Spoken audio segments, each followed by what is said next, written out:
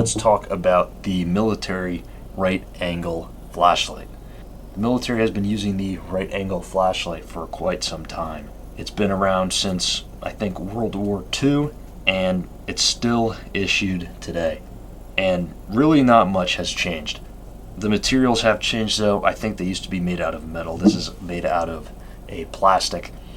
And if you watch any Vietnam movies, they'll probably have these on them. For example, We Were Soldiers, starring Mel Gibson. You can see them with these flashlights. Because they haven't really been changed over the years, the output and performance of them is really not very impressive, but I guess the light turns on and that's what's important, right? So let's go over it a little bit. This is an incandescent flashlight, meaning it's got an incandescent bulb in there. There is no LED, although you can buy an LED conversion to swap it into this if you'd like. This flashlight I ended up picking up at a military surplus shop. Now this one is actually a French military version. The US uses one and it's called the MX991. Originally it started out as the TL122, but the military uses the MX991U now, which is the U classifies it as underwater, and that is made by Fulton Industries. This is the TL122. FR, I'm assuming just means French. There are a couple differences between the MX991 and this French version. They're very, very minor differences. They're essentially the exact same flashlight. This runs off of alkaline batteries. If we take the bottom compartment off, unscrew it, so you get your spring here, and underneath you have a spare bulb, and that's pretty neat. Incandescent bulbs, they can burn out, so having an extra bulb in there is nice, and that's retained by the spring. And inside it runs off of 2 D batteries. Not many things run off of D batteries anymore, so it's kind of funny to see that. You know, your old mag lights will run off of D batteries as well. This one that came from the military surplus shop, they provided batteries with it, which was nice because D batteries are like $2 a piece, so that was nice. This D battery's actually dented a little bit, but it still works fine. By the way, this flashlight cost me like $15. So with the D batteries, you know, the cost of the light itself was like $10 or something, so that's not bad. It's a pretty basic light. If we take off the front cap as well, there's the whole body of the light. It's pretty basic, your connections and everything.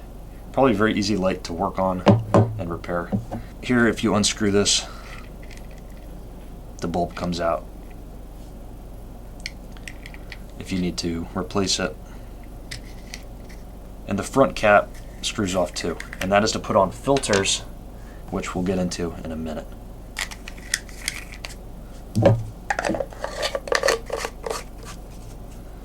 Let's throw the batteries back in and go over how the light actually works, because it really is very basic, but there's a couple nuances about the light.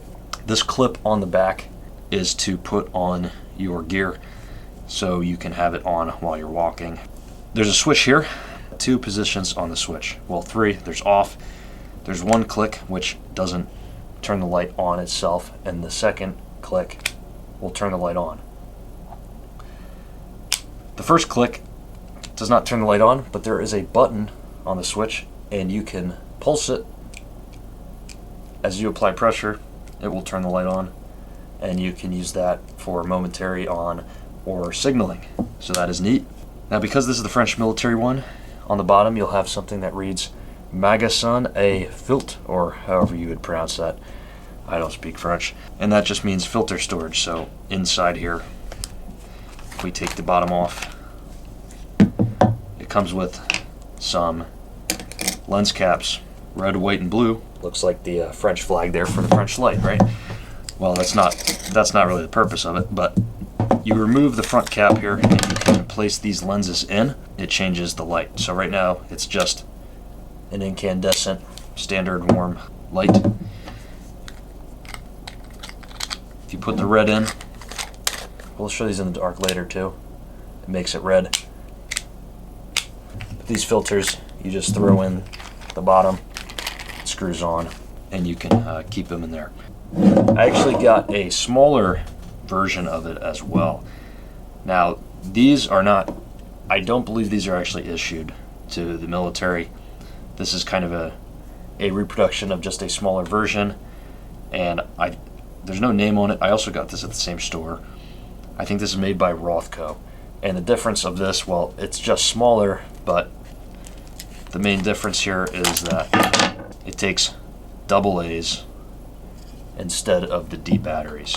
And this little flashlight, same deal. You get the filters in here, except there's no white filter for some reason. There's blue, red, and green this time.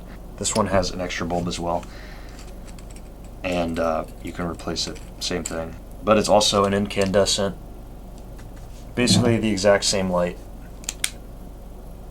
except it's AA instead of D battery. And something I noticed is they seem to be about the same brightness. I believe from what I've seen that these are around 30 lumens, which is pretty bad by today's standards. You know, it's still issued 30 lumens. Maybe, you know, it would be good if you don't want to give your position away at night. If you have a 1,000 lumen LED, you know, it's going to show a lot more than this thing. This small version is actually modeled after the U.S. military version, the MX991, and the few differences are, number one, the switch. The switch has a guard. On this one, there's no guard. You can see a little bit of plastic coming off there. It's guarding the switch a little bit. This one does not have it. Also, on the very bottom, the French military one does not have this clip. The MX991 has this black clip where you can hang it on stuff, and the French military one is missing that.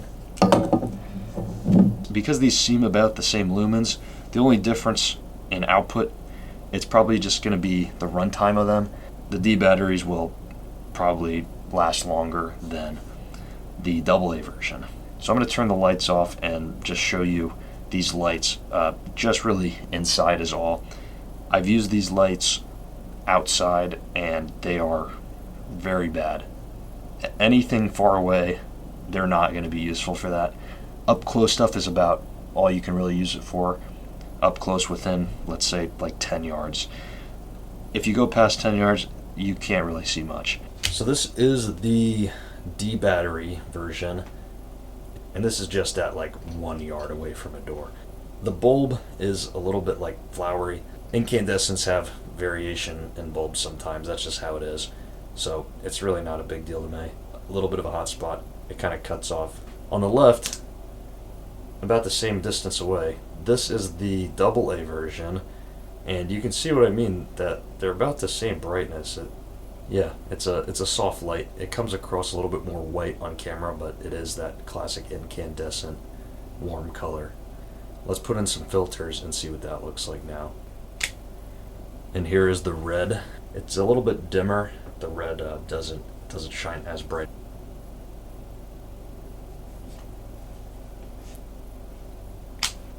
The blue is pretty cool. Actually looks pretty interesting on camera. It doesn't really look like that in person, but yeah, that's the blue. Pretty neat.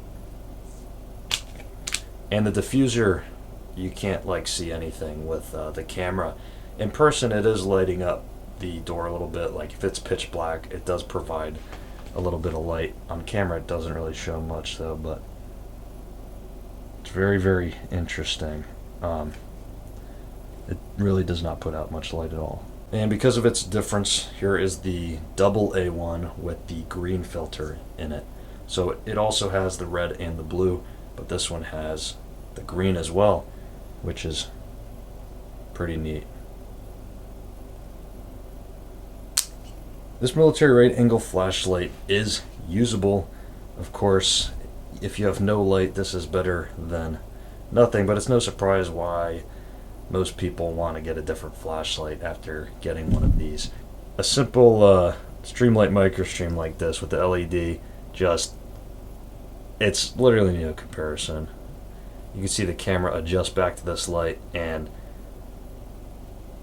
yeah, it's just no comparison. It's crazy that this flashlight has lasted this long, but if it works, why get rid of it, right? even if it's not great, if it works, it works.